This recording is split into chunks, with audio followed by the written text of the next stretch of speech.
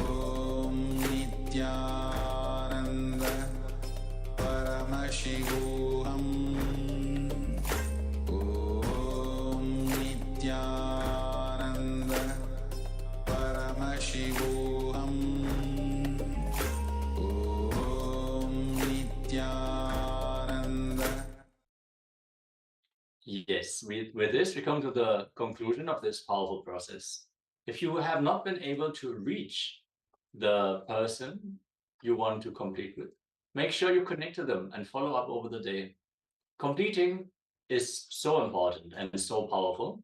It can immediately empower you to manifest the power of Vak Shakti, especially here in this process with the presence of the Supreme Pontiff of Hinduism.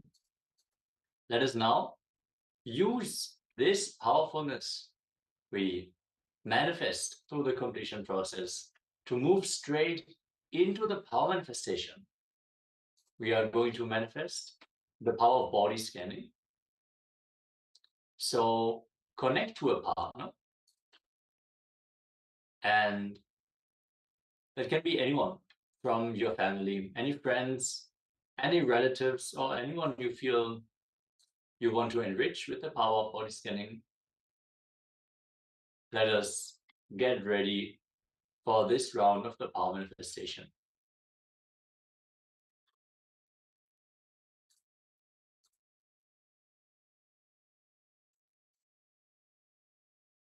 If you have your Living Enlightenment book, like a physical copy or a soft copy, you can download a soft copy freely online.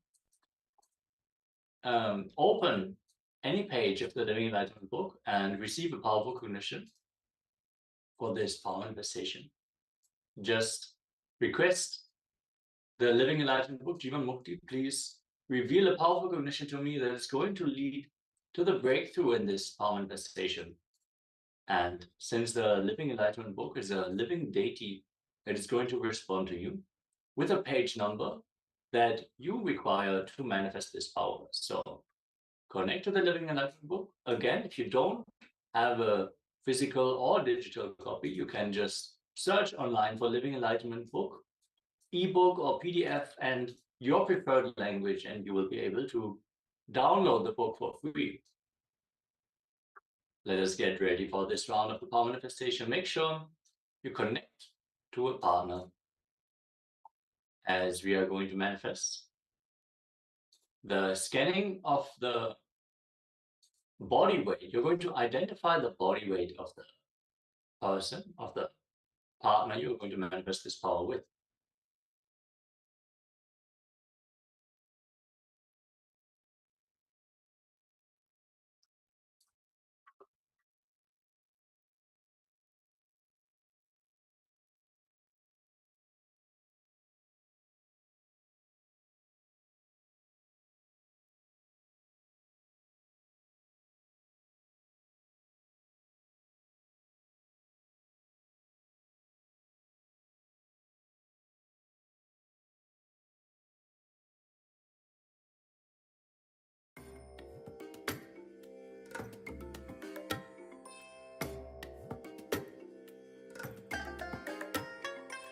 I bless you all. Let you all open all your three eyes and manifest the powers of Mahasadashiva. Om Nithyananda Paramashivoham. Om Nithyananda Paramashivoham. Om Nithyananda Paramashivoham. Om Nithyananda Paramashivoham. Om Nithyananda Paramashivoham. Om Nithyananda Paramashivoham. Om Nithyananda Paramashivoham. Om Nithyananda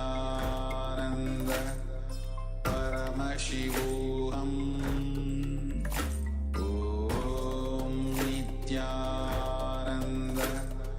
Paramashivoham.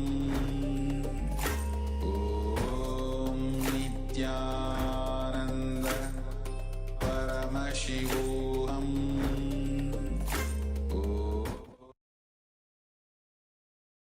Yes. Let us now sit straight with our head, neck, and spine in a straight line. Join the hands in Namaskara Mudra.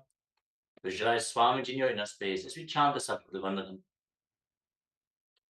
Nithyanandam Paramasukadam Kevalam Jnanamurtim Vandvatitam Gagana Sarvasham Tatvamasyadilakshyam Ekam Nityam Vimalamachalam Sarvadi Sakshi Bhutam Bhavatitam Trigunarahitam Sadgurum Tam Namami.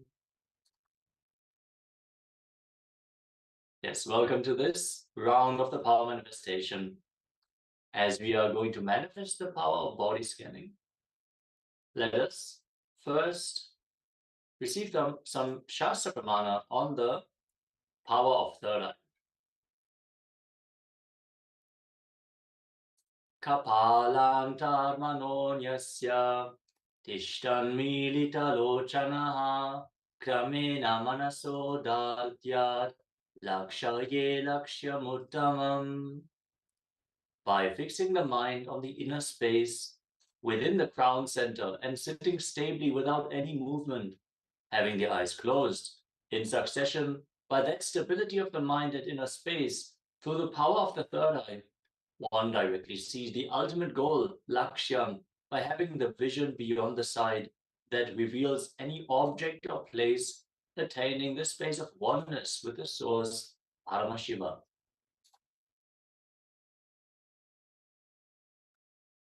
Next up is Apta Pramana, which is the experience from Mahavishnu as he foresees the manifestation of Kartikeya, Murugan, from his third eye.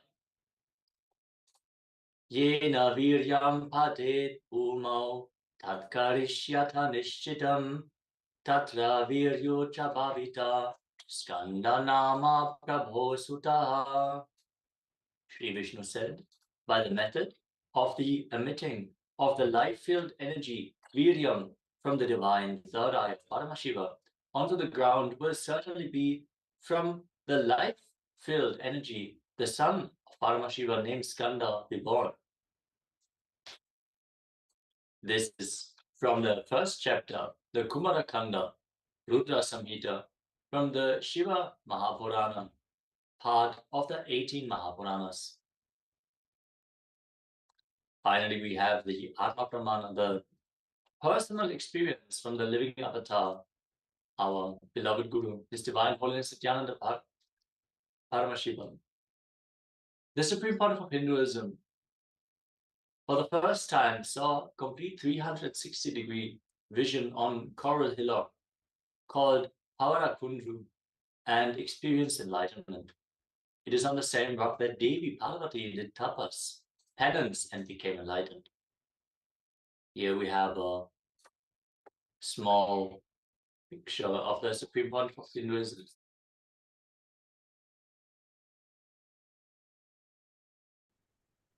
Where he manifested the 360-degree vision experience as he was casually, playfully meditating on a technique that was given by one enlightened master of his area, where he was supposed to find the source of his thoughts. So he was sitting and contemplating, who is it that is thinking? What is it? Where are the thoughts coming from?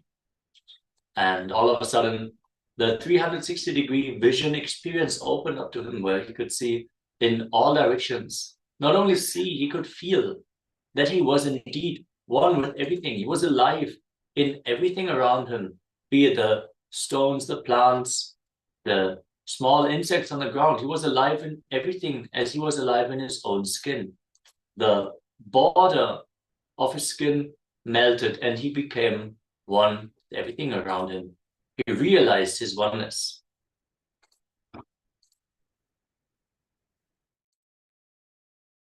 Yes, all this is manifestation of the power of third eye. Let us now enter into the manifestation of body scanning. I hope all of you connected to a partner to perform this power manifestation with.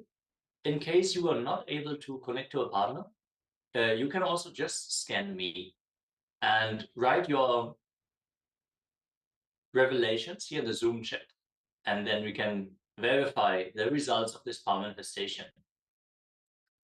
First, let us now open the Living Enlightenment book and receive a powerful cognition before we enter into the manifestation of the power itself.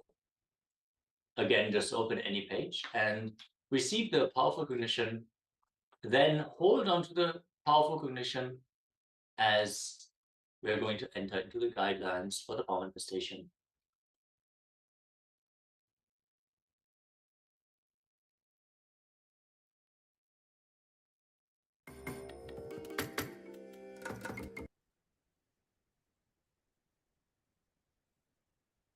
Now, to get started,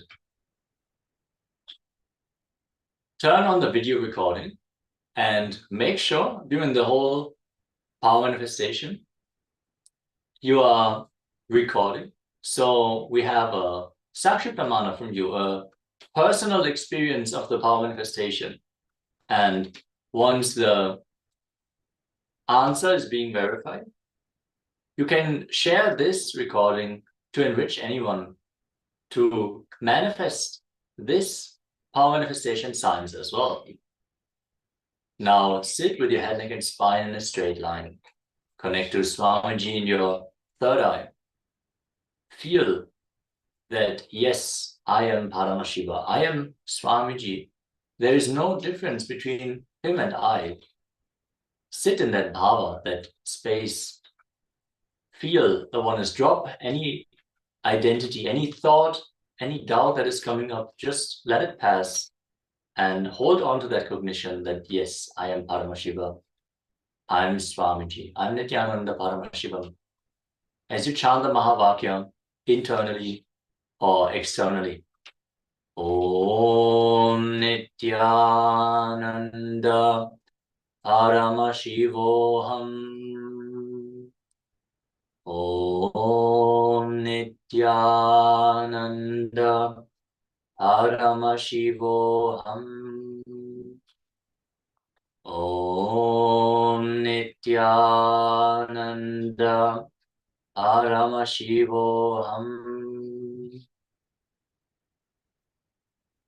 Keep vibrating with the Mahavakya intensely.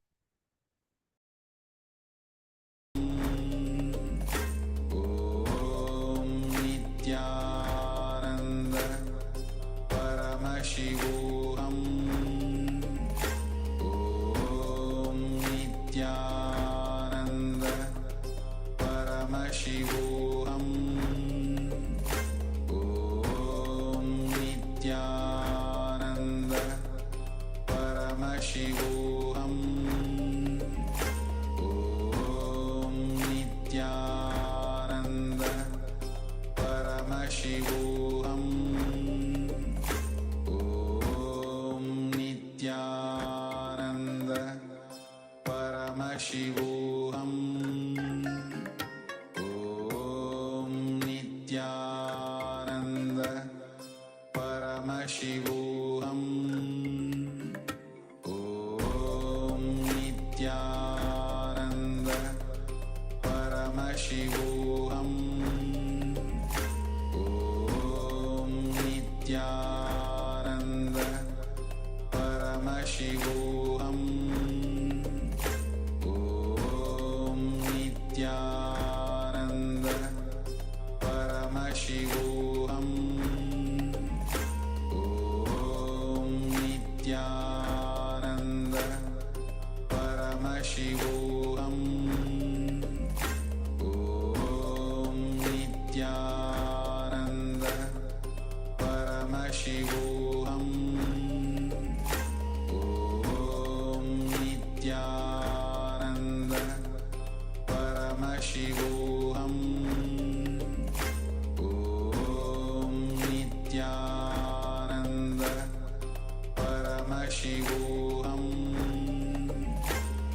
Om Nithyananda Paramashivoham.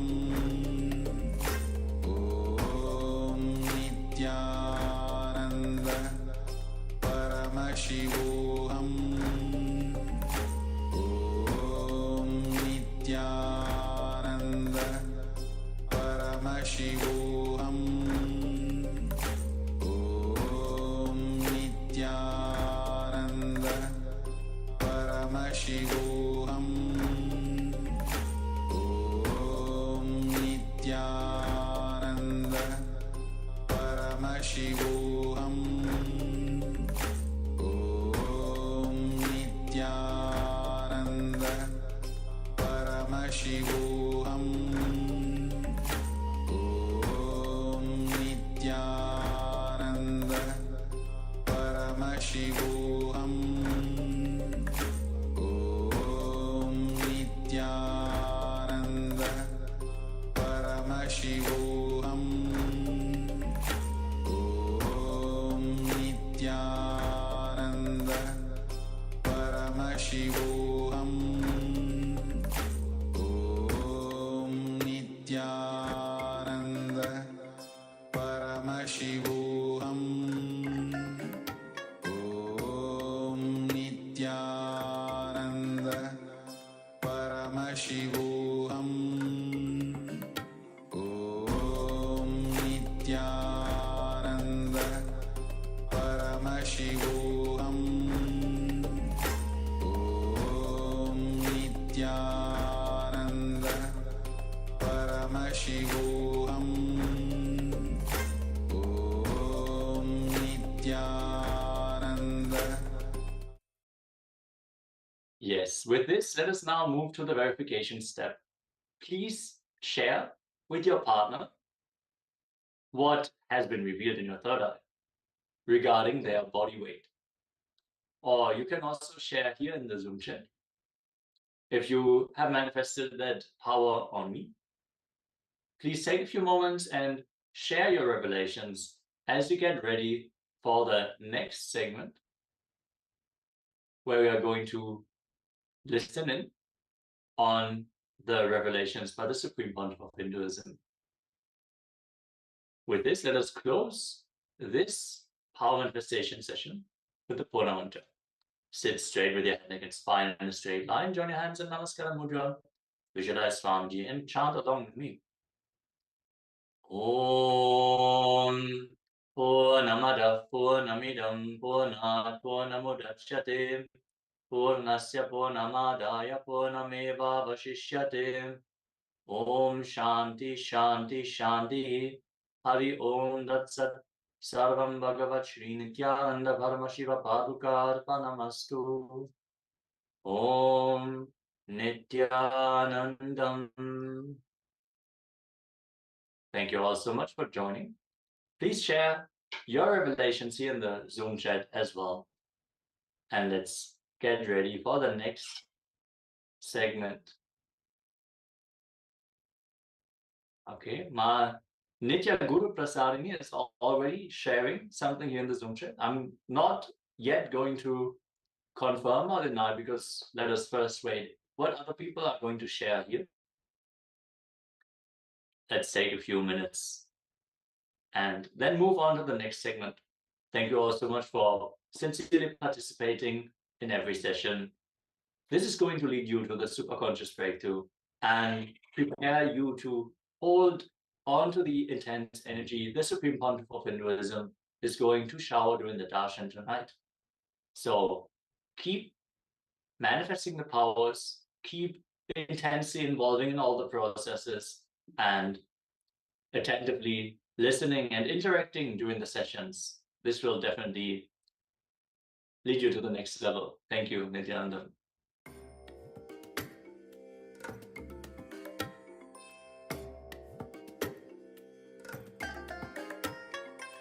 I bless you all. Let you all open all your three eyes and manifest the powers of Mahasadashiva. Om Nithyananda. Paramashivoham. Om Nithyananda. Paramashivoham. Om Nithyananda. Paramashivoham.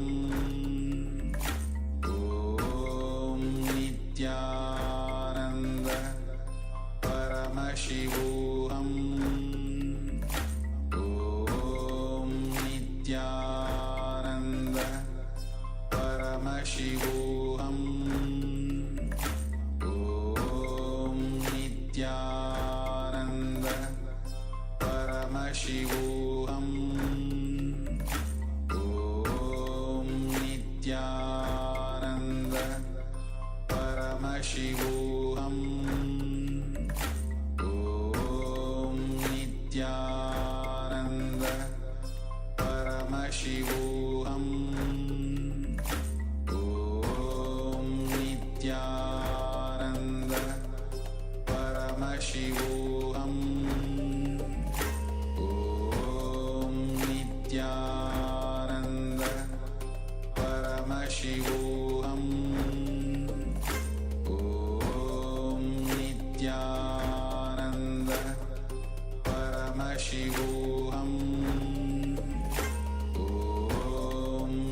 Nithyananda Paramashivoham Om Nithyananda Paramashivoham Om Nithyananda Paramashivoham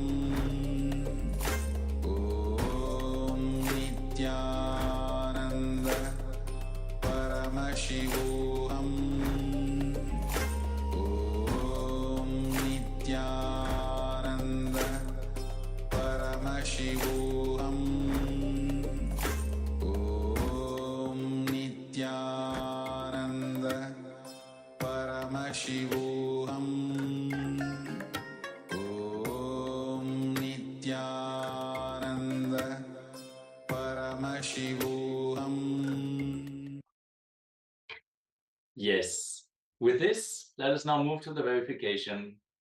Two people have written their revelation here in the Zoom chat. Ma Nitya Guru Prasadini and Shri Nitya Guru Prasadini. And Ma Nitya Guru Prasadini manifested the power exactly correctly. My body weight is indeed 57 kilograms exactly. So you can applaud yourself for manifesting this power. Let us now move on to the next segment, which is going to be a video with the Supreme Pontiff of Hinduism, where he's sharing all about integrity. Now that we have done completion with the Bhak Shakti, let us now learn even more about integrity. What does it mean to be in integrity?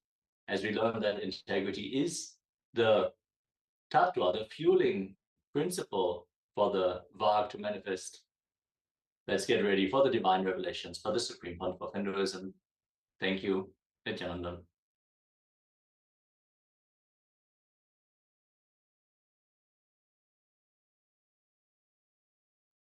Sorry for the technical glitch. We're going to move right into this video.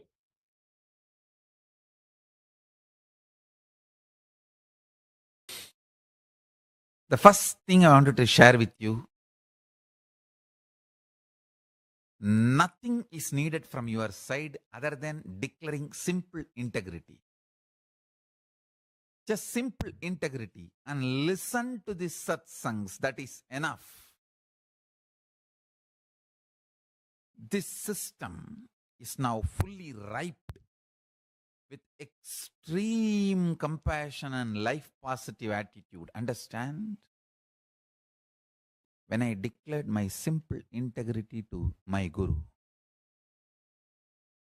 Arunagiri Yogeshwara, all I know is what he loves, I will love. What he hates, I will hate. What he wants, I will want. What he does not want, I will not want. That's it. That's what I call simple integrity. You don't even need to struggle, because I am going to give you the most powerful logic in which Paramashiva functions. Understand? Please, all of you, understand this one point. We always think We are too smart.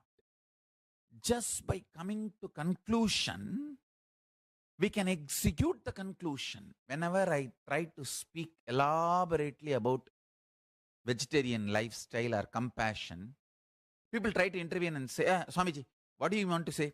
You mean I should be vegetarian, I should drop non-veg, that's all, na? Okay. But whoever talks like that, I've always seen they fail when they start executing. Understand? Listen very carefully. If you try to jump to conclusion without loading yourself with enough powerful cognitions, your conclusions will not be powerful enough to break your patterns. So when you struggle, when your conclusions are not powerful enough to break your patterns, when you struggle, when your conclusions become powerless, you enter into frustration and your anger turns towards Guru and the whole system, science. Understand, whenever you are not able to make your conclusions into reality, gather more knowledge, more powerful cognitions. The higher logic with which the powerful cognitions can be realized in your system, can become reality in your system. Gather them.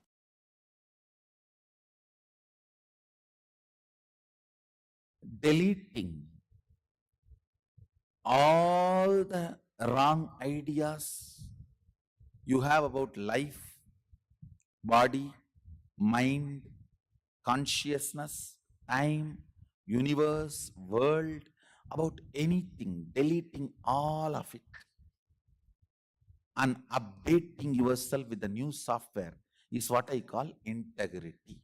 Listen, integrity is not moral. It is not moral. It is a frequency. Integrity with me means frequency.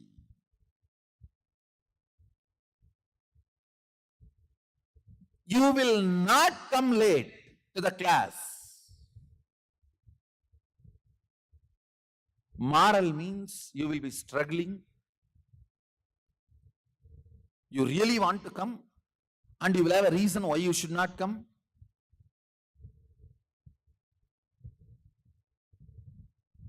Absolute hypocrisy. The extreme hypocrisy I have seen is, I really want to be there, Swamiji, I don't want to miss Swamiji. Lies and lies and lies. See, lies which you yourself believe is called hypocrisy. Hypocrisy, when you express it to others, it is called lies. Lies which you believe is hypocrisy. Hypocrisy is the worst smell. Listen,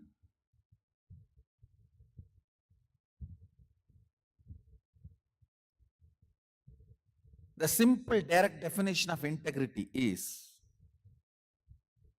honoring every word you utter to yourself and others as life. Listen carefully. Thought currents you are entertaining is talks going on with yourself.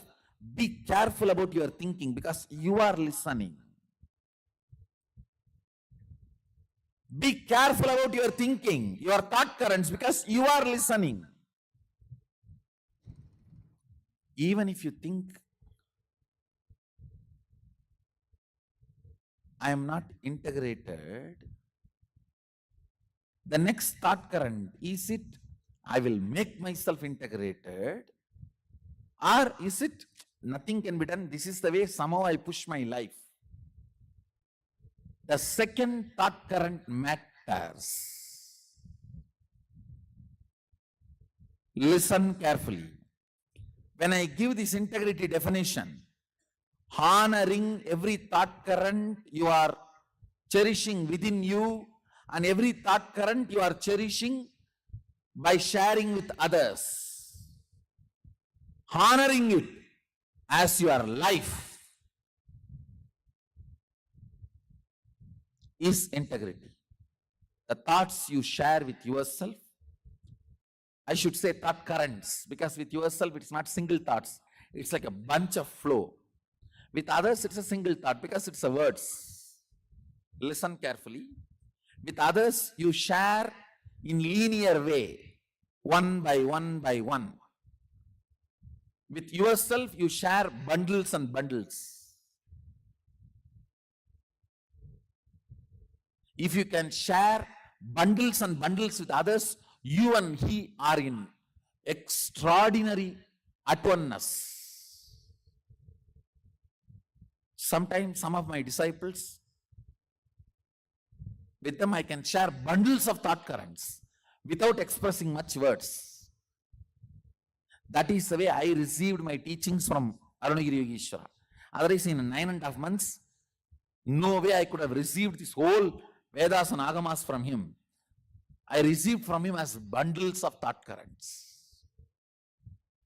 Because the oneness was so strong. When you share with others, it is one thought, one thought, one thought. When you are talking to yourself, it's bundle of thought currents. Whether thought currents with you or thought currents with others, honoring it as life.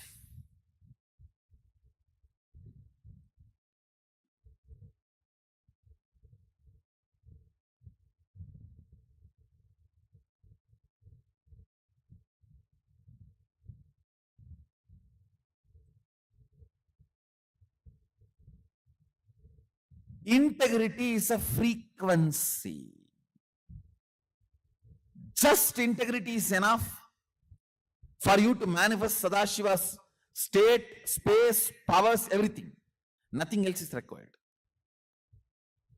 Just integrity is enough.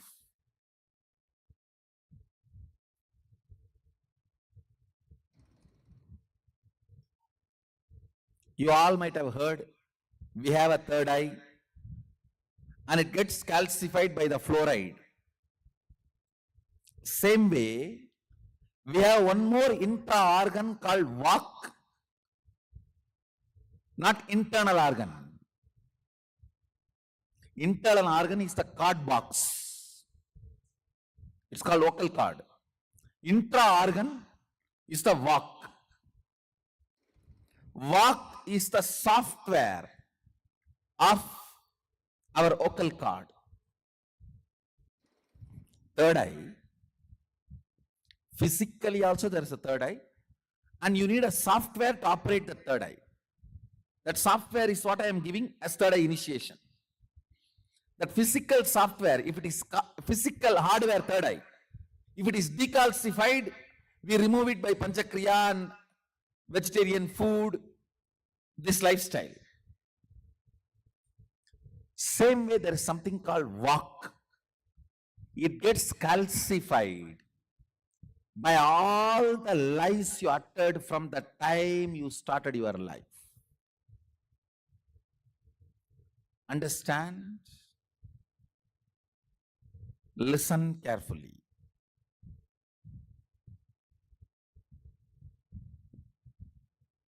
Anything you know and you change, the Vak gets affected. Means the frequency of Vak comes down.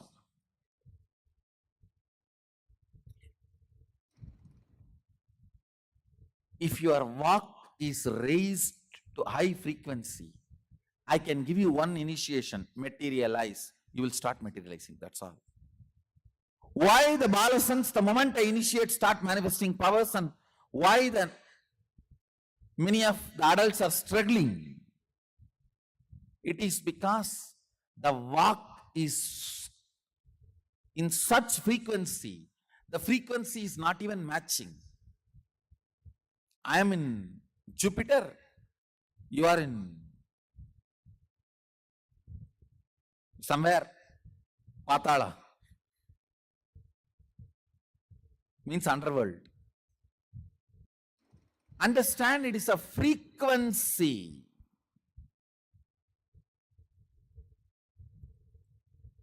Getting you to integrity means two things.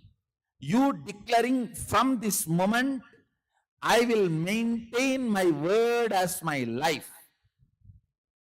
The words I express to others are words I cherish inside. I'll treat that as life. That is for future. Past decalcification need to be cleaned. Detoxification need to be done. That can be done only by you remembering all the lies you uttered, which you are able to remember, and completing with them.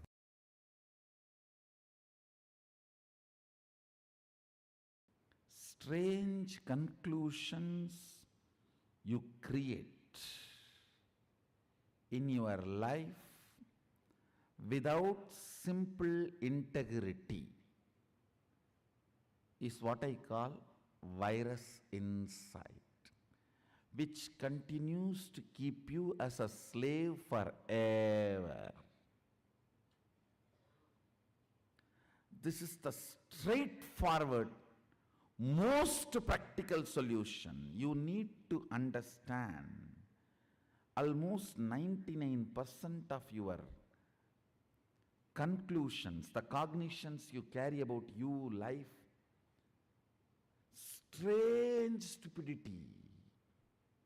If I wear the black dress, today the whole day will be bad. How you came to conclusion? If I see somebody in the morning wearing black dress, the whole day will be bad. How you came to the conclusion? Coming to strange conclusions and operating to strengthen those conclusions in your life. Understand what I am talking. I am giving a very superficial examples. I can go deeper. Go deeper. When your body is in good energy, after a cup of coffee, how you think and perceive, how your cognitions are. When you are tired, bored, body is tired, how your cognitions and perceptions are. See, your cognitions, your irritations, your inspiration or boredom is not logical. It is just a cup of coffee. It is just few chemicals and hormones.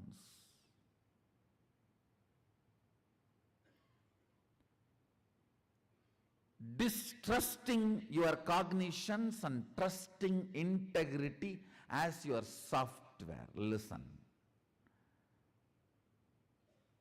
Just disowning all your cognitions, deciding to catch up with the integrity. Integrity means I am defining. Every thought current you cherish, you should put your whole being to fulfill it, because every thought current you cherish is a promise you are giving to yourself. Either you put your whole being to complete it, fulfill it, or you drop it and complete it. That's all is integrity towards yourself. Listen, I'll repeat once more. Every thought current you cherish is a word you give it to you. So you should work putting your whole energy to make it into reality.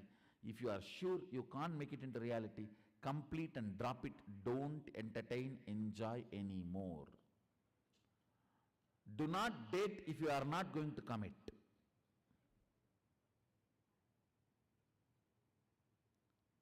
Same thing outside. Give a word only when you are going to live it. If not, drop it. Just this one, only one, integrity, replace all your cognitions. Your cognition about God, your cognition about world, your cognition about life, your cognition about society, your cognition about your body, your cognition about your mind. Replace it just with this simple, straightforward integrity. The kind of a transformation you will go through, I tell you. In Ayurveda, there is a very simple one verse by a great Siddha. He gives deathless life, the art of deathless life. Take care, the throat is always clear. You will not have death. Looks so simple. One, true, the statement is true.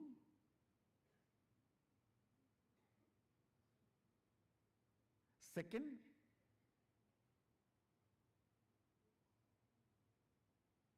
all problems start with your throat infection.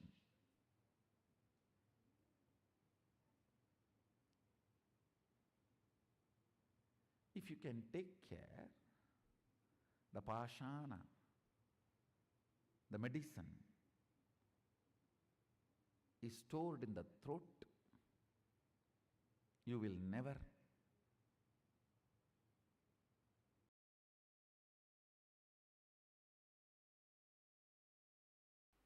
in anything you do, you know the first principle. Am I right?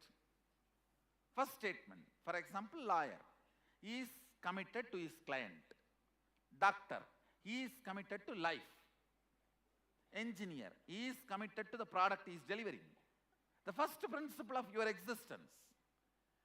Being integrated to the first principle of your existence without the fine print footnotes.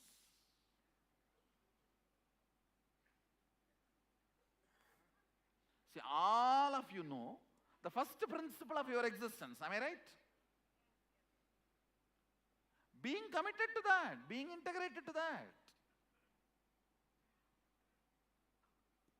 All the other utility transactions cannot touch the integrity of your first principle. They may be there, may not be there. But the first principle cannot be compromised. Cannot be compromised. I tell you, first principle brings strength.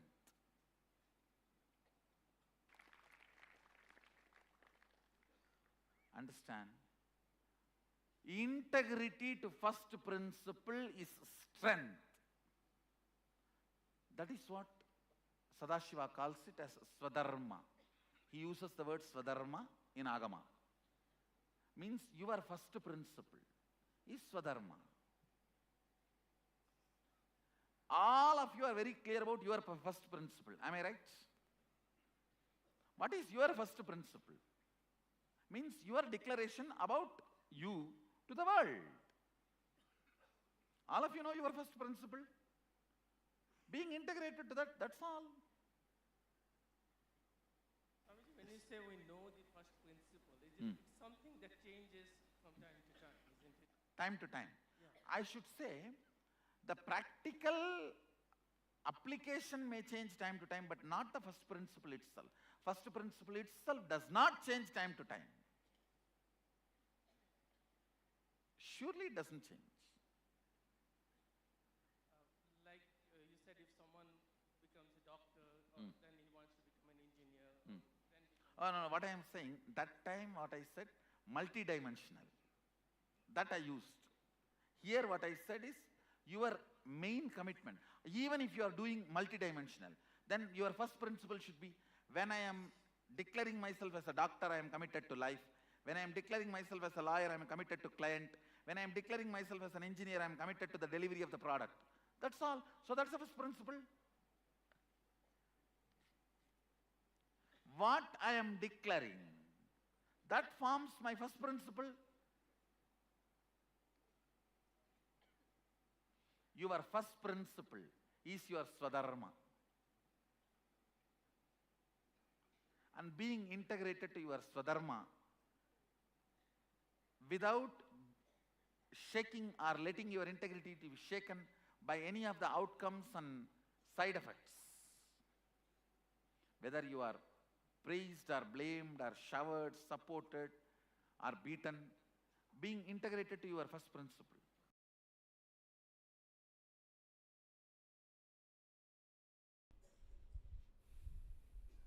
Integrity raises the prana level.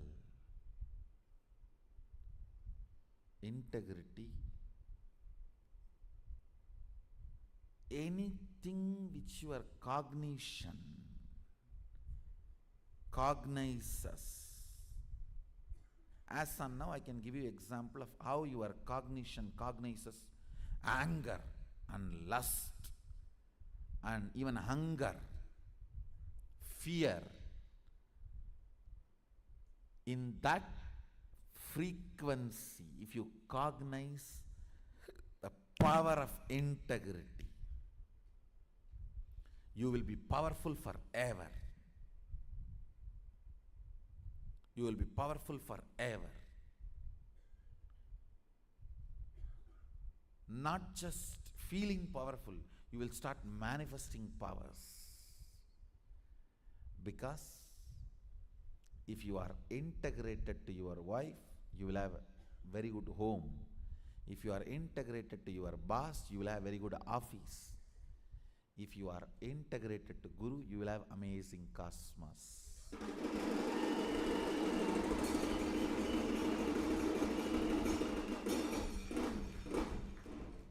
Your integrity is directly integrity to me.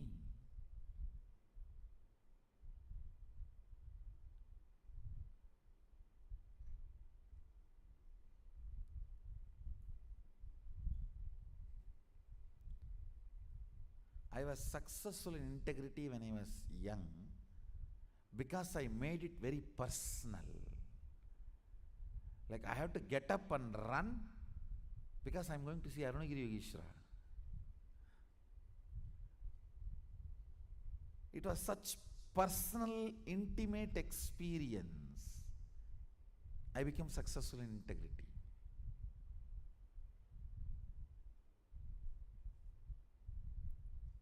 Not any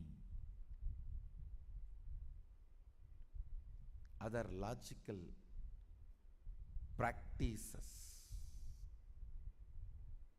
Practice may make you perfect, not integrated.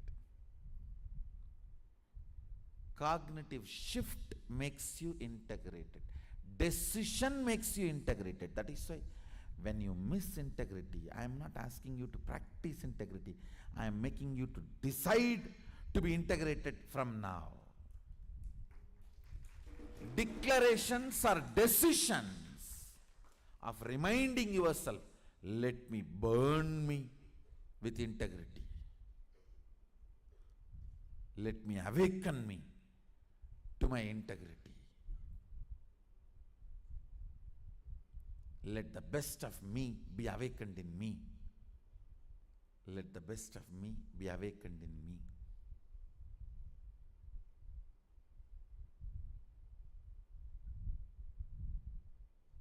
Let's make integrity as a cognition today. See, once it becomes cognition, your chemical change, you see, all your sleep, everything is just chemical change, nothing else. If you keep your tube in your mouth and early morning pour the coffee, you will just wake up. Your sleep is nothing but, your struggle with the whole sleep is nothing but half a cup of coffee.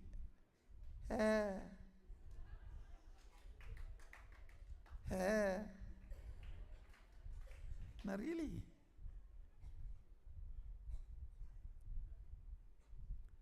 Romanceless relationships are all nothing but masturbation Understand. That is why in any relationship, romance is more important than the physical component of it.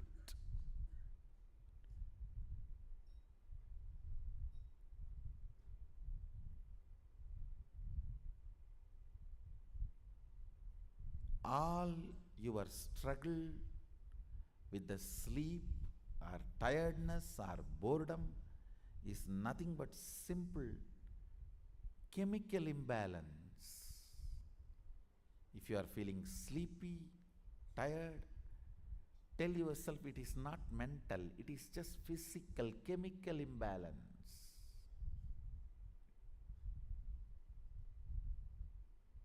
Integrity will clean it up. When you clear chemical imbalance using integrity, you bring tremendous health to your system. Understand? If you don't sleep because you are watching movie or some other entertainment, Facebook or something else, you may fall sick. But if you don't sleep because you are practicing certain integrity or tapas, you will never fall sick. Only your body will become healthy.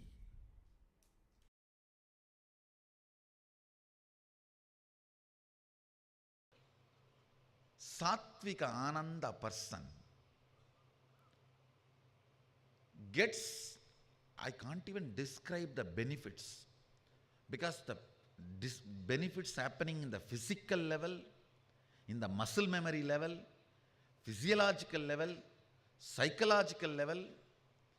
When the pitta in your brain, that layer of pitta reduces, only then your system develops a power called eating its own dead cells and cleaning up, which is the energy of Rudra. Understand? Listen. Just now, few days before, one fellow got Nobel Prize for Physics. His research project, I studied his research project. Why he got? It is all about the science of how the body is eating its old dead cells and how it can be supported and encouraged. Please listen. For what he got the Nobel Prize now, at least 60,000 years before, elaborately Sadashiva describes. I can give you precise word. Now I think in English they use the word autophagy or something. I can give you the precise word in Sanskrit, in Agama, and the precise principle. Joy in the brain, first thing it does. Maybe some of my Adinavasis will be wondering, 24 hours last 6-7 days I was with him. When he read this, don't ask those questions. And precisely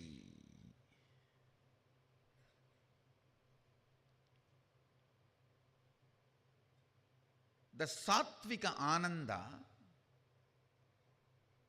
what it does, listen, it will clean up the pitta layer in the brain, means the layer which makes you powerless, tired, and withdraw from the life for no reason. So actually, when the pitta layer attacks you, suddenly you will feel like frustrated and don't want to get involved with anything. If you come face to face with your mother-in-law or boss, or the people whom you don't want to see what happens to you at that moment, imagine that's the same thing, the pitta layer spreading. Listen, this Sattvika Ananda first thing cleans up that subtle layer of pitta, that's one. Second, it awakens the Rudra energy in you, which makes your system eat all the dead cells and dead parts of you and clean up. Just clean up.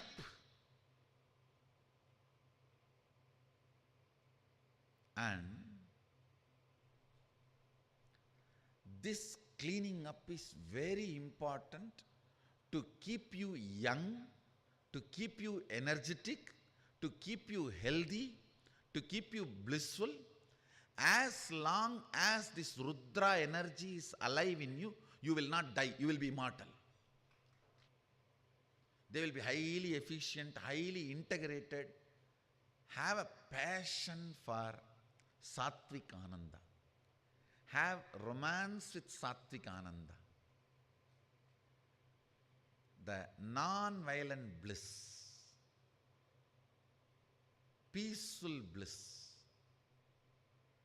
where you don't hurt anybody, but it is joy for you.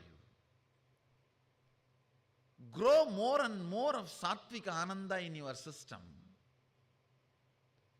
Activities which makes the Sattvic Ananda in your system, you will become efficient, you will become integrated, you will be just glowing, you will be completely healthy. The Rudra energy in you will be so alive. You will be young forever. It's an amazing beauty technique. Actually, if you are a participant in the Kirtan and jump, I tell you, so much of Sattvic Ananda, biomemory will get into your system. It will help you in every process so powerfully. See, especially when you jump and all, the bliss is inhaled by every pore of your body. Every pore of your body, the bliss is inhaled. It becomes part of your muscle memory and biomemory. Of course, doing puja is surely Sattvic Ananda, but you don't use the whole body to do puja.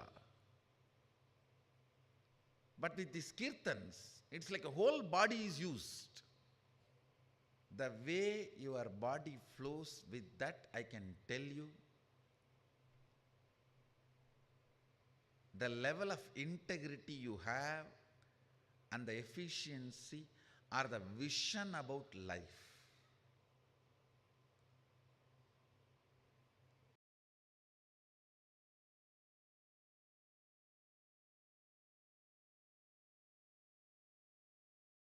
Yes. After these powerful revelations, let us now move to the internalization exercise for this video. Let us, by intra-analyzing, apply the cosmic revelations to our own life and deepen the powerful conditions that we received through this video. So let us now cover what is simple integrity. My simple integrity to my Guru. All I know is what he loves, I will love. What he hates, I will hate. What he wants, I will want. What he does not want, I will not want. That's it. That's what the Supreme Pontiff of Hinduism calls simple integrity. Let us now decide to get back into integrity, deleting all the wrong ideas you have about life, body, mind, consciousness, time, universe, world, about anything. Deleting all of it and updating yourself with a new software is integrity. Let us move into a small exercise to get back into integrity. Getting you to integrity means two things. You declaring from this moment, I will maintain my word as my life. The words I express to others or words I cherish inside, I'll treat that as life. That is for future. Past decalcification need to be cleaned. Detoxification need to be done. That can be done only by you remembering all the lies you uttered, which you are able to remember and completing with them. Let us take a few moments for this exercise. This might sound a lot, but just go inside and start penning down all the lies that you uttered, which you can remember now. Just be sincere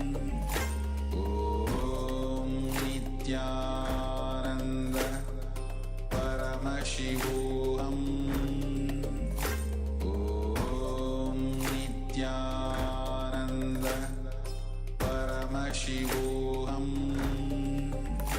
Om Nithyananda Paramashivoham Om Nithyananda Paramashivoham Om Nithyananda Paramashivoham Om Nithyananda Paramashivoham Om Nithyananda Paramashivoham Om Nithyananda Paramashivoham Om Nithyananda Paramashivoham Om Nithyananda Paramashivoham Om Nithyananda Paramashivoham Om Nithyananda Paramashivoham Om Nithyananda Paramashivoham Om Nithyananda Paramashivoham Om Nithyananda Paramashivoham Om Nithyananda Paramashivoham. Yes. After this intense process, let us now move on to the next session, which is going to be the power manifestation.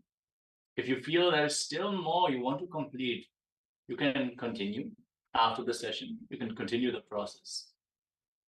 Just let us now take a break and manifest the powers of Paramashiva. This round, we are going to manifest the power of thought current scanning. So get ready. Let us invoke Swamiji's presence by chanting the Sadguru Vandanam. Sit straight with your head, neck, and spine in a straight line. Join your hands in Namaskar Mudra. Visualize Swamiji in your inner space as we chant the Sadguru Vandanam. Nithyanandam Paramasukadam Kevalam Jnanamurtim Vandvatitam Gagana Sarvasham Tattvamasyadilaksham Ekam Nityam Vimalamachalam Sarvadi Sakshi Bhutam Bhavatitam Trigunarahitam Sadgurum Tam Namami. Yes, in this round, as told, we're going to manifest the power of thought current scanning. We're going to manifest this power by scanning a three-letter word. I've already penned down a three-letter word, and I'm going to think of this word. So you are going to scan me and send the word which is being revealed in your inner space as a private message to the Acharya here in the room. Make sure it's a private message so everyone can share their own revelation. Let us first receive a powerful recognition from the Living Enlightenment book. Open your copy of the Living Enlightenment book and receive the powerful recognition which is going to give you the breakthrough for this round of the power manifestation. Now, sit straight with your head, neck, and spine in a straight line. And intensely hum the Mahavakya. Om Nithyananda Paramashivoham Om Nithyananda Paramashivoham Om Nithyananda Paramashivoham. Connect to Swamiji in your third eye. Understand there is no difference between you and him. You are Paramashiva. You exist in oneness. Connect to that space where Swamiji and you exist in oneness. There is no difference. And hum the Mahavakya intensely and request the three-letter word I'm thinking of now to be revealed to you in your inner space. Intensely hum the Mahavakya.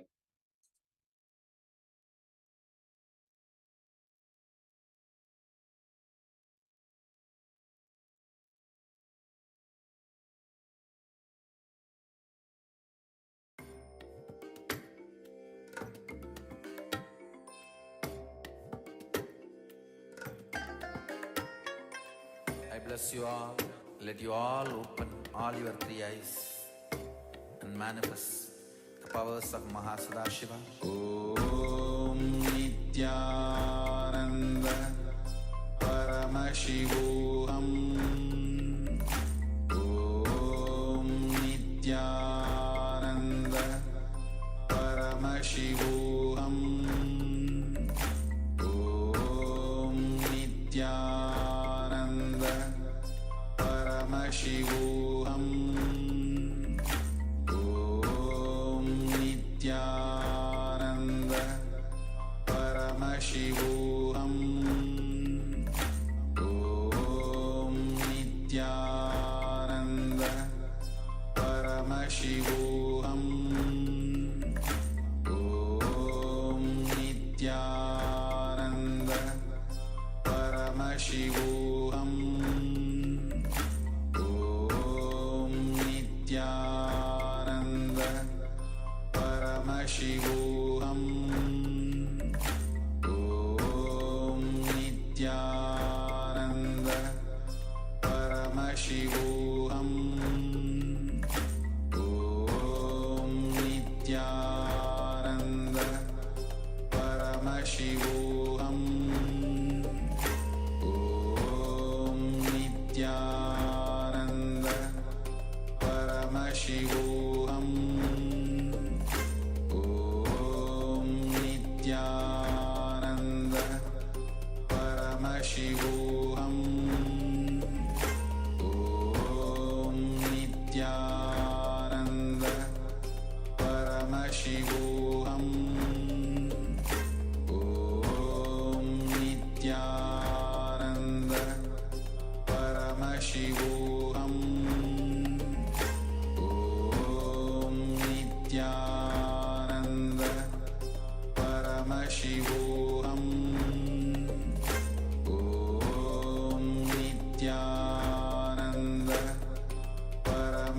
Paramashivoham. Om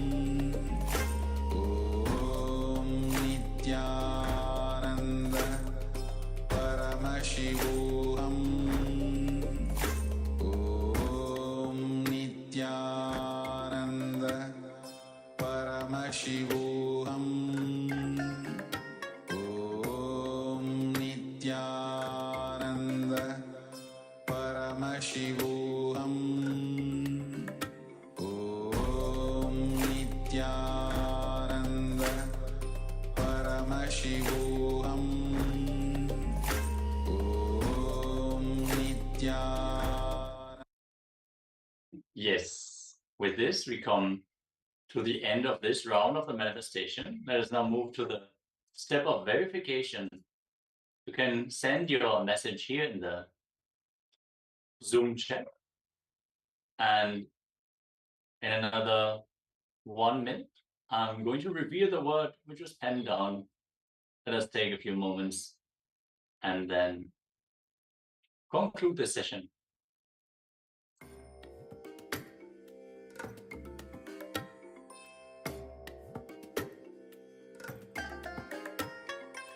I bless you all. let you all open all your three eyes and manifest the powers of Mahasadashiva. Om Nithyananda Paramashivoham. Om Nithyananda Paramashivoham. Om Nithyananda Paramashivoham. Om Nithyananda Paramashivoham. Om Nithyananda Paramashivoham. Om Nithyananda Paramashivoham. Om Nithyananda Paramashivoham. Om Nithyananda Paramashivoham. Yes, let us now move on to the verification step. Eden Mashalom has written T in the chat. The word that I have penned down was art. But indeed, recently I thought about tea, so kind of, I could say that the manifestation for you still is successful. Thank you all so much for participating in this round of the power manifestation. And get ready for the next round of cosmic revelations by the Supreme Pontiff of Hinduism, as our next Acharya is going to join soon. Let us now conclude this session with a Purna Mantra. Sit straight with your head, neck, and spine in a straight line. Join your hands in Namaskara Mudra. Visualize Swamiji as you chant the Purna Mantra. Om Purnamadav Purnamidam Purnat Purnamudachyate Purnasya Purnamadaya Purnamevavashishyate. Om Shanti Shanti Shanti Hari Om Datsat Sarvam Bhagavat Shri Nithyananda Paramashiva Paduka Arpanamastu. Om Nithyanandam. Thank you all for joining. Nithyanandam.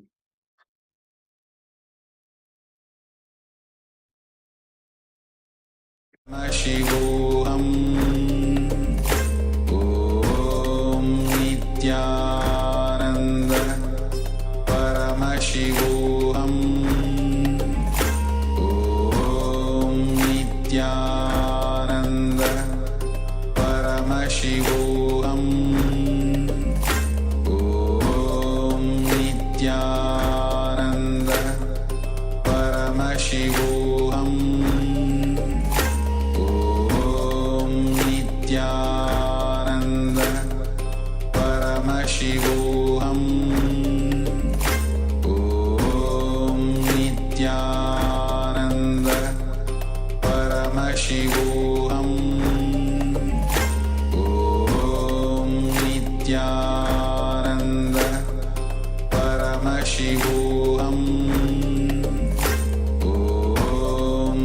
Nithyananda Paramashivoham.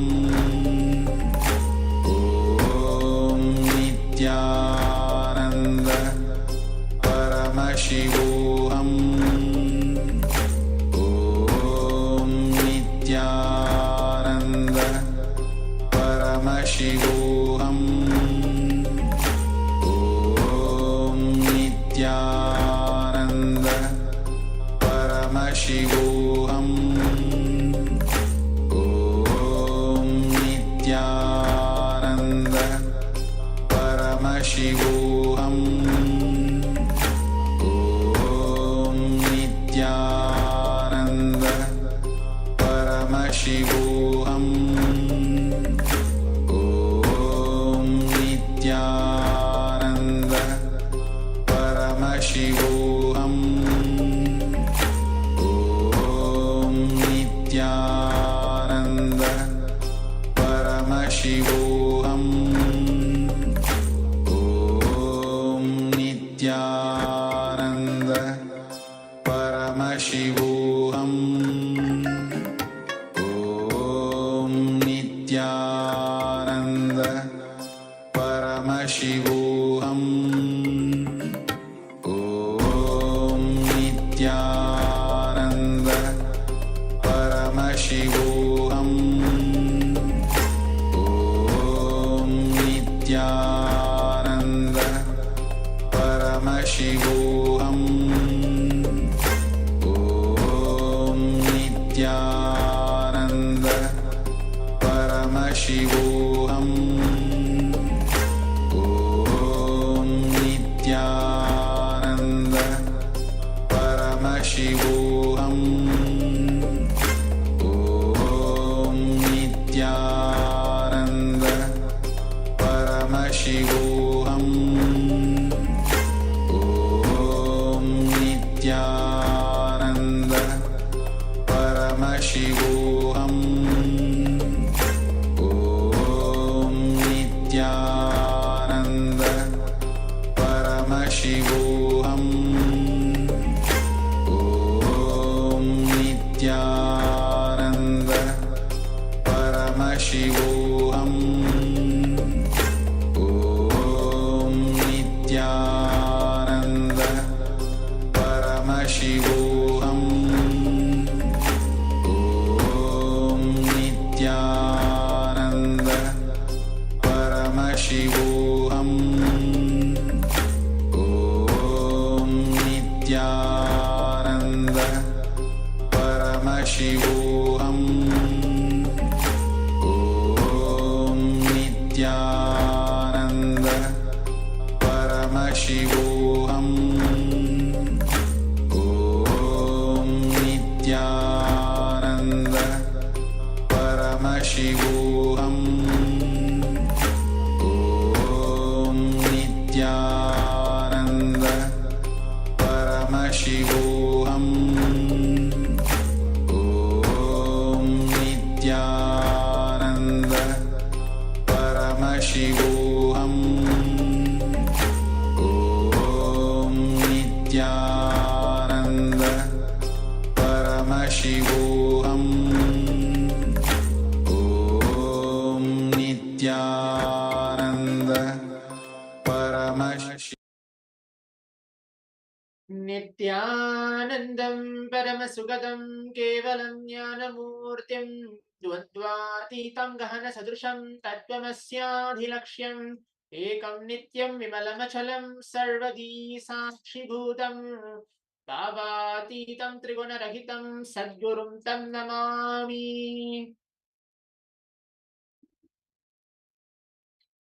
Yes, Nithyananda, I welcome all the Paramashivoham Level 2 participants on today's day 4 of the Paramashivoham, this program, where we're going to enter into the next segment of the session. All of us had the previous session, the power manifestation session. It was such a wonderful power manifestation session, scanning the thought currents. So we were able to see many participants manifesting. Iran Maharos, Sri the Guru Prasadini, and then yes, so mostly many participants have actually manifested.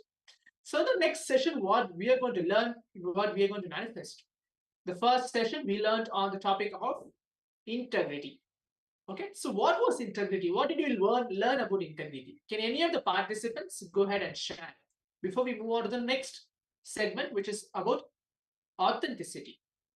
Can any of the participants maybe you can put your message telling, yes, this is what I understood as integrity.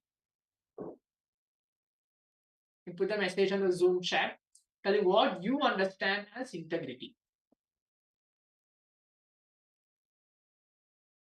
Basically, integrity is honoring every word you utter to yourself and to others. Swamiji is very beautifully telling here, my simple integrity to Guru. All I know is what he loves. I will love that. What he hates, I will hate that. What he wants, I will want that. What he doesn't want, I will not want that. That's it. That's what Swamiji meant by simple integrity. And he tells it that when you delete all the wrong ideas about your life, body, mind, consciousness, time, universe, world, about everything, when you delete everything and updating with a new software, that is really called as integrity. Okay, so this is the concept of integrity. Now what we are going to learn is authenticity. In Sanskrit, it's called as Shraddha. So authenticity means living at your very peak. Okay, authenticity means living at your very peak. Whatever you believe as you, whatever you project as yourself to others, how you fulfill others' expectation about you, how you experience life for yourself. Living at your peak in every dimension of yourself is authenticity. Clear? If any of the participants here in the Zoom rooms have any doubt, please go ahead and message in the Zoom chat to clarify with the Acharya. I'm here to respond to each and every single one of your questions and give the best experience to each one of you throughout this entire Paramashivoham session. Yes, so let me continue. Authenticity means living at your peak. Whatever you believe as you, whatever you project yourself as others, how you fulfill others' expectation about you, how you experience life for yourself, living at your peak in every dimension of yourself is authenticity. Okay, many other participants have not turned on their camera. Mu fan, please be seated. Please turn on your camera. Ada Chen, Irene Moshro, Cadix Wong, please turn on your cameras and please be seated. Let's move on. Here's how it is studying. Authenticity in action is union with the divine. There is a difference between honesty and authenticity. Honesty is socially good quality. Authenticity is spiritual quality. Honesty is only first step, initial step. Authenticity means living the spiritual truths authentically. There's a verse from the Bhagavad Gita, second chapter, 50th verse, where Bhagavan Krishna tells yoga karmasu kausalam.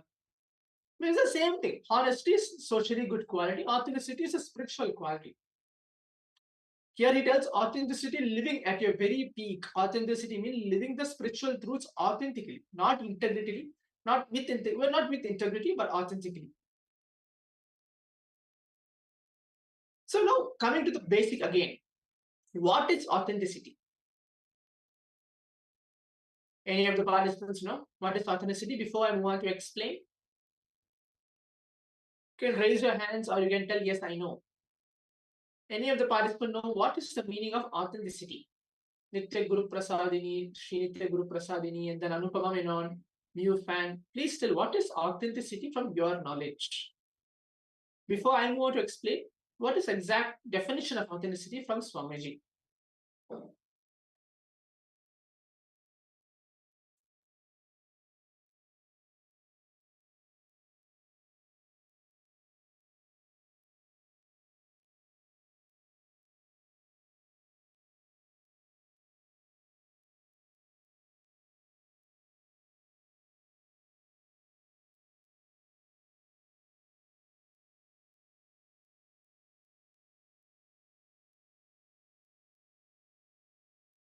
Okay, living your peak capability. Okay, that's great. Now let's move on. Someone is studying continuously expanding your outer image and inner image and fulfilling others' image is authenticity. Taking responsibility even for what others believe you to be for them is authenticity. With authenticity, because there is no more space for unconscious living, you will always be aware of the causes and effects that are playing in your life. Yes? Is it clear? How many of us know all the four images? Inner image, outer image, others image, life image. Inner image is what you think about yourself, how you describe yourself to be. Outer image is how you project yourself to others. Others image is how, when you project yourself to others, how others perceive you through the very image you show to others. Life image is how you think about life, how you perceive about life, and how life thinks on you. So these are the four images: inner image, outer image, others image, and life image. Continuously expanding your outer image and inner image and fulfilling others image is authenticity. Taking responsibility even for what others believe you to be for them is authenticity. With authenticity, because there is no more space for unconscious living, you will always be aware of the causes and effects that are playing in your life. Authenticity destroys your fear of failure. It is due to this fear of your possibility that you get into the space of impossibility. Okay, so now let's maybe come to a point where we're going to see the Supreme Pontiff of Hinduism, where he is going to feel about authenticity, how it was revealed, how the very truths of authenticity was revealed. Here he tells authenticity and Upanishads, both are one and the same. Living in your peak possibility is Upanishads. Let's see how Swamiji matches both of it, and we're going to hear directly from the Supreme Pontiff of Hinduism. Let's take a few minutes for that.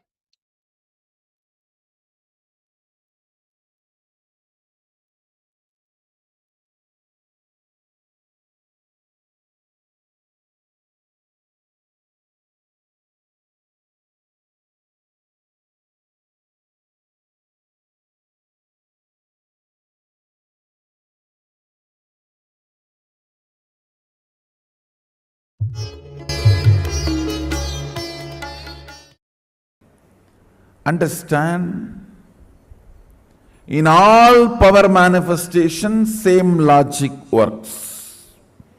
All of you are empowered with some powers from the time you happen. Nobody comes without any powers. Of course, very rarely, like Skandamata, kids come with all the powers. That is different. But nobody comes without any powers. All of us come with some powers.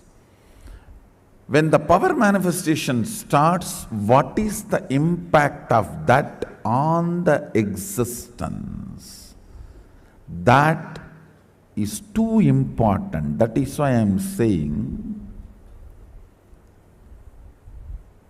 the fuel with which you need to fill yourself, integrity based, authentically inspired, responsible enriching. If this is the fuel with which you are functioning, any power manifestation happens through you will do so much good to you and society. You will be constantly empowered with more and more powers.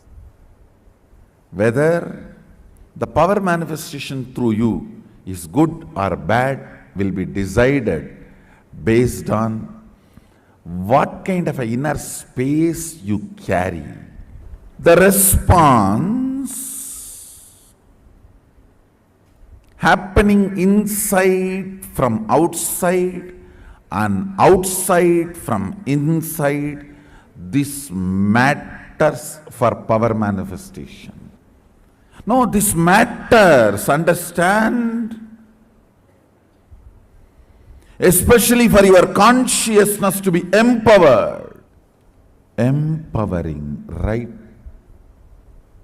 Fueled beings. Beings who function based on right fuel.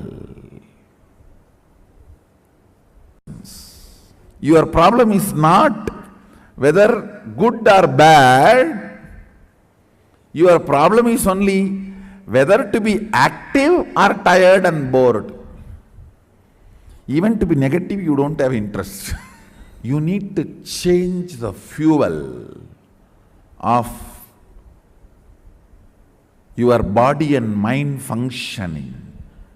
Pure sattvic food and morning yoga instead of coffee to wake you up. Integrity, authenticity, responsibility and enriching. This thought current to keep you alive than any violence or lusty thought currents to keep you alive. Actually, I have seen many people who are so-called successful in the society, that is why it is called society. Because everything is so. No, those people, when they come into the Adhinam, suddenly I see them empty. And they are saying that I was managing $100 million business, $25 million business. How is it possible?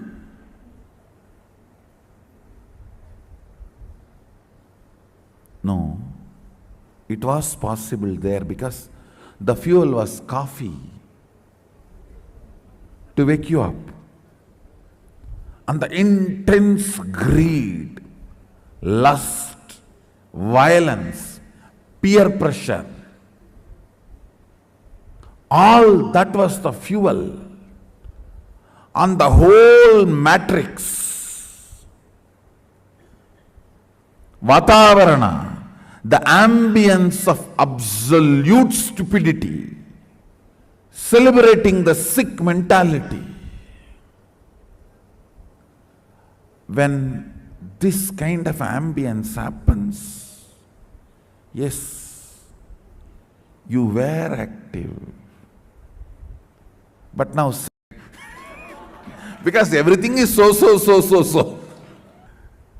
No, those people, when they come into the Adhinam, suddenly I see them empty. And they are saying that I was managing $100 million business, $25 million business. How is it possible?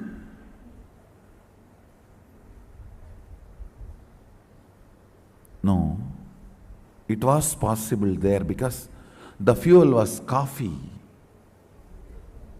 to wake you up.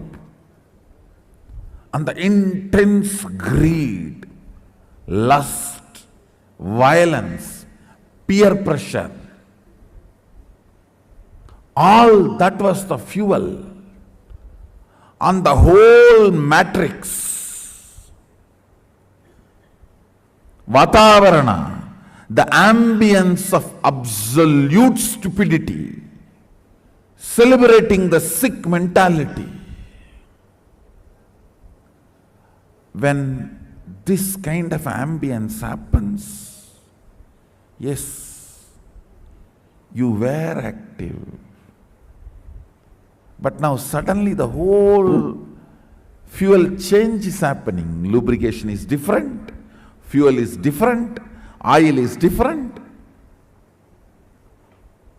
What is the way to wake up in the morning? Not coffee.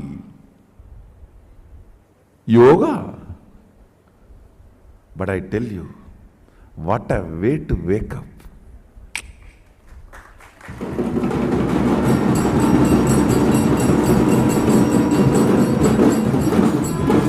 Coffee means what? Putting the toxins inside your system to wake you up and fresh you up. Understand?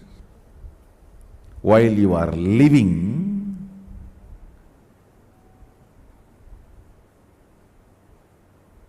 whether coffee wakes you up or yoga wakes you up matters. Not only to decide the number of years you are going to be in the body,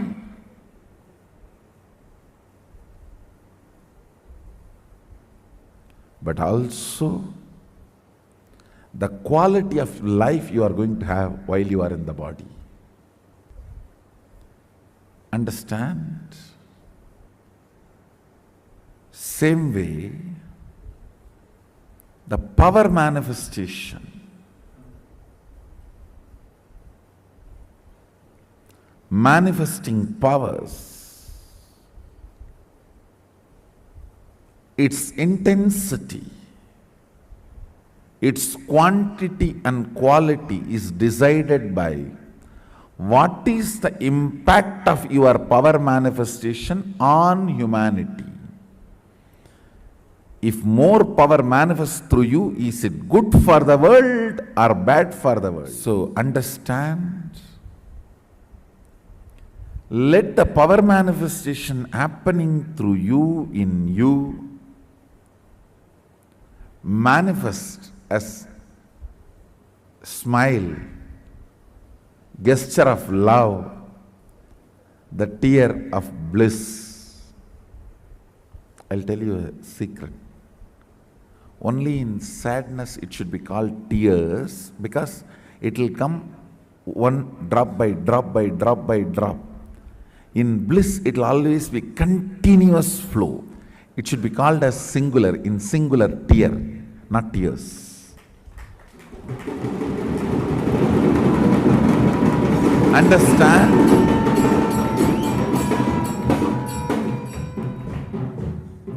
If your blood is churned with sadness, it will be memories of past and hopelessness of the future. So the churning will be to and fro. How the spindle is churned and butter is taken out of buttermilk. It will be to and fro.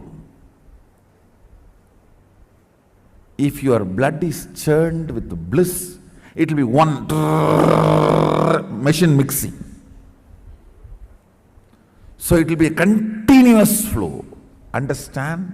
Bliss does not have opposite effect.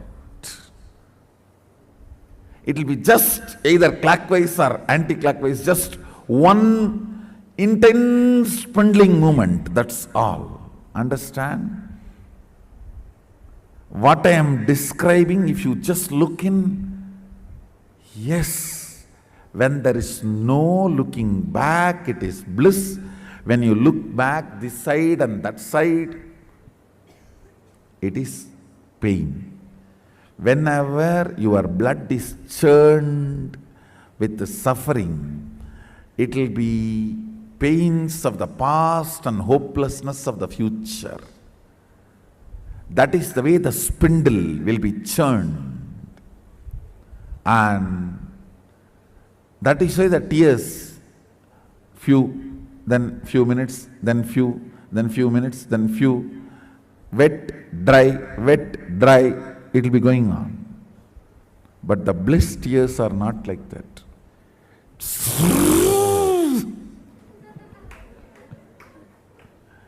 And it will be a continuous one flow, single flow. There will not be any looking this side and that side. Bliss does not refer your past or future. No. When you are blissful, neither you refer about your past, nor you refer about your future. That is why I say, being in Nithyananda is the most powerful spiritual practice for manifesting powers.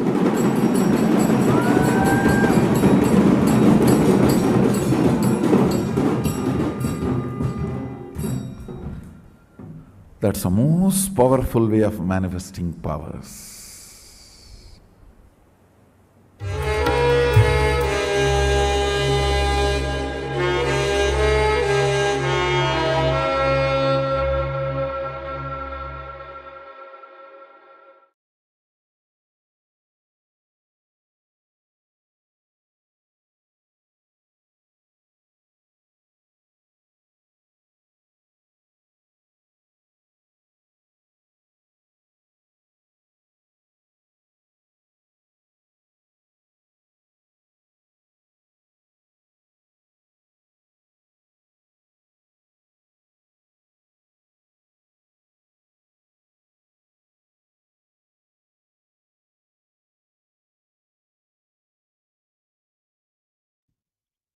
Yes.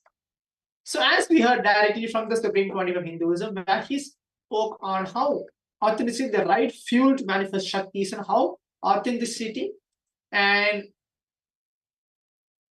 Upanishads were completely connected. For the next 5 minutes now,